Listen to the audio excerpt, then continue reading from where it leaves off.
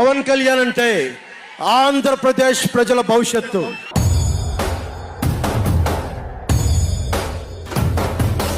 పవన్ కళ్యాణ్ అంటే కన్నీళ్లు తుడిచే చెయ్య.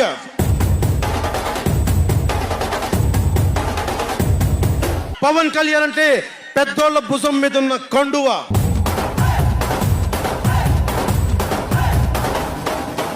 జగన్ గుర్తుపెట్టుకో, అర్ధపాతాళానికి తొక్కకపోతే నా పేరు పవన్ కళ్యాణే కాదు, నా పార్టీ జనసేనే కాదు.